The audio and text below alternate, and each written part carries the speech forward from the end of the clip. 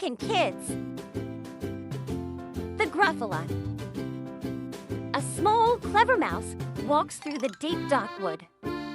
On his journey, he meets 3 different animals who all want to eat him: a fox, an owl, and a snake. The encounters.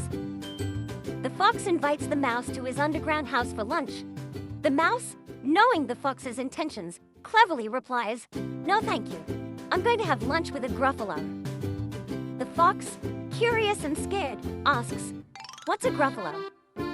The mouse describes the Gruffalo as a fearsome creature with terrible claws, terrible tusks, and terrible jaws. The fox, frightened, runs away. Next, the mouse meets an owl. The owl invites the mouse to his tree for tea. Again, the mouse replies, "No, thank you. I'm going to have tea with a Gruffalo." The owl asks, "What's a Gruffalo?" The mouse describes the Gruffalo as having knobbly knees, turned-out toes, and a poisonous wart at the end of his nose. The owl, terrified, flies away. Snake. The mouse then meets a snake. The snake invites the mouse to his log pile house for dinner. The mouse replies, "No, thank you. I'm going to have dinner with a Gruffalo." The snake, curious and scared, asks, "What's a Gruffalo?" The mouse describes the Gruffalo as having orange eyes, a black tongue, and purple prickles all over his back. The snake slithers away in fear. The mouse laughs, thinking that the Gruffalo is just a made-up creature. Suddenly, the real Gruffalo appears, exactly as the mouse described, with terrible claws, tusks, and jaws. The Gruffalo says, "You're a tasty little mouse. I'm going to eat you." The clever mouse, not scared at all, comes up with a plan. No, I'm the scariest creature in the wood. Come with me and I'll show you." The mouse walks through the forest with the Gruffalo. As they pass by the fox, the owl, and the snake, each of them runs away in fear, thinking the Gruffalo is following the mouse because he is the scariest creature. The Gruffalo, believing the mouse is truly terrifying, becomes scared himself. The mouse and the Gruffalo return to the Gruffalo's cave. The Gruffalo, now convinced of the mouse's strength, runs away, never to bother the mouse again. The mouse sits down and enjoys a nut, safe and sound, as he says, "And now my tummy is beginning to rumble. But don't worry, I'll find something yummy. After all, there's no such thing as a Gruffalo. Or is there?" The end. And that was the story of the Gruffalo. Remember, sometimes being clever is the best way to stay safe. If you enjoyed this adventure, don't forget to like, share, and subscribe to Lincoln Kids for more fun stories. See you in the next video. Now let's sing together. In the deep dark wood, a mouse did roam, with a clever plan, far away from home. Fox down sleep. Oh, what did that bikies put the mouse so tense, but gave him a friend. Oh, the Gruffalo, the terrible, tall, tender walks alone. The mouse was small, and all we know, there's no such feeling as a Gruffalo.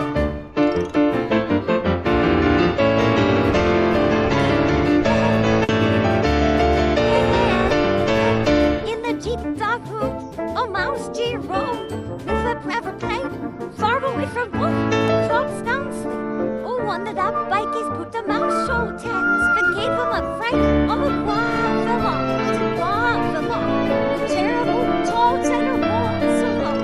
The mouse was small, and all we know, there's no such feeling as a Gruffalo.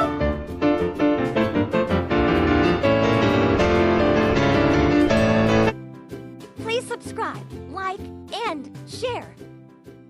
Lincoln Kids. Pictures by Alex Scheffler. A mouse took a stroll through the deep, dark wood. A fox saw the mouse, and the mouse looked good.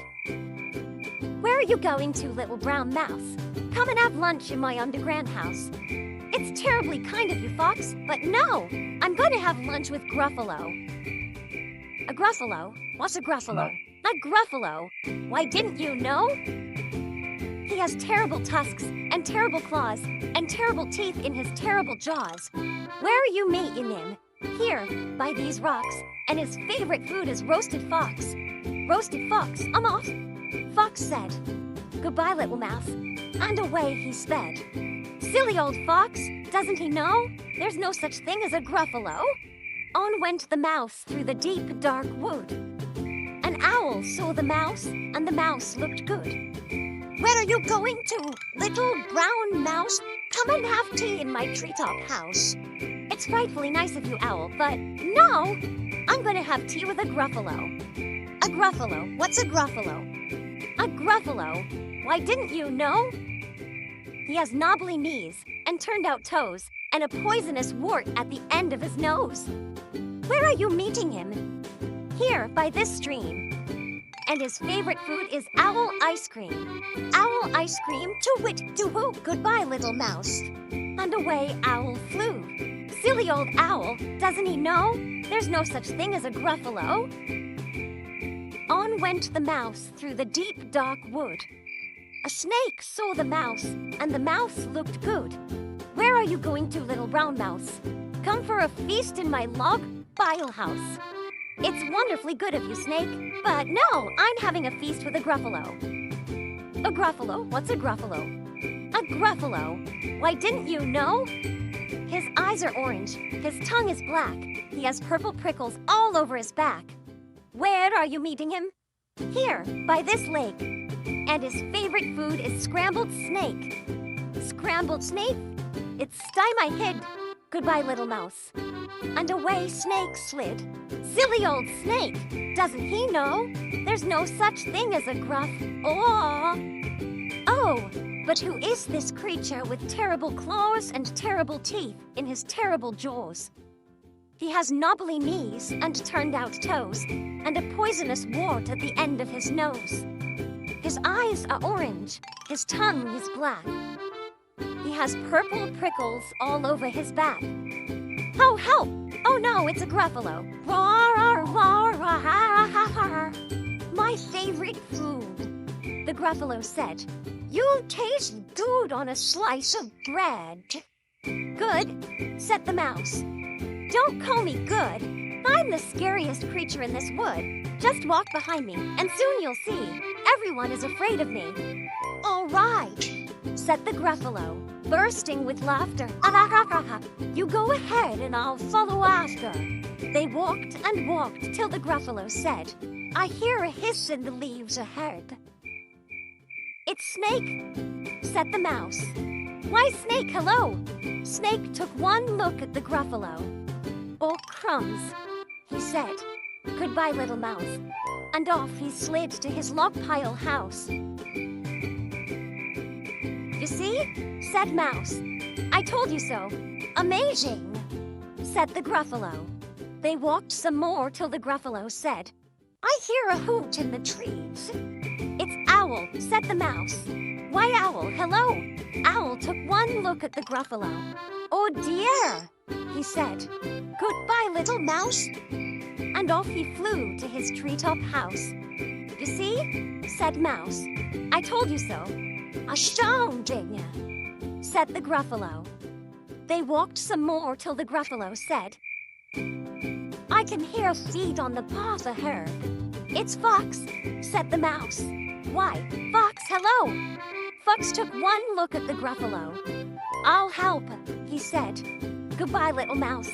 And off he ran to his underground house.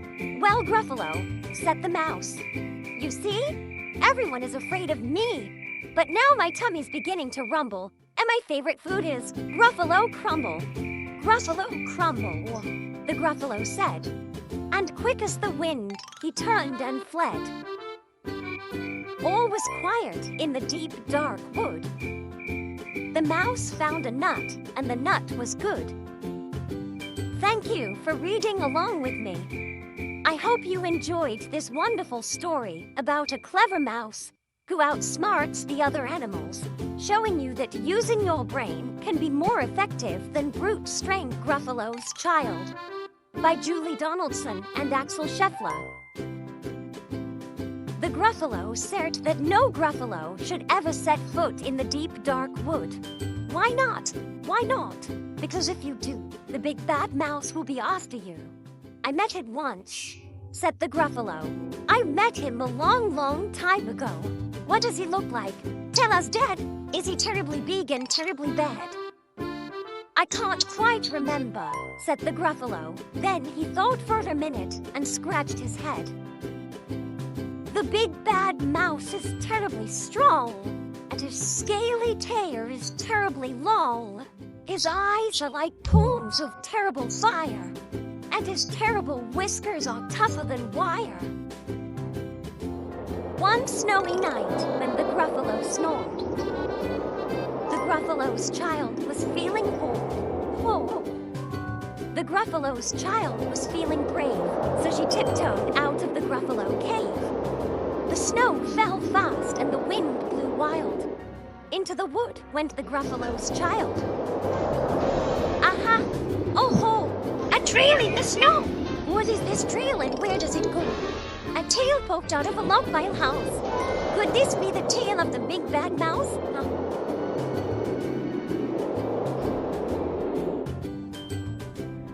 Out slid the creature. His eyes were small and he didn't have whiskers. No, none at all. You're not the mouse, not I, said the snake. He's down by the lake eating Gruffalo cake. The snow fell fast and the wind blew wild. I'm not scared, said the Gruffalo's child.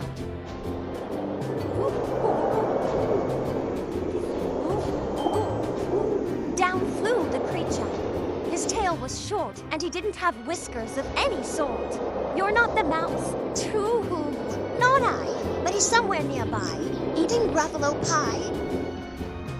The snow fell fast and the wind blew wild. I'm not scared, said the Gruffalo's child. Aha! Oh ho! A track in the snow. Whose is this track and where does it go? Whiskers at last. And an underground house. Could this be the home of the big bad mouse?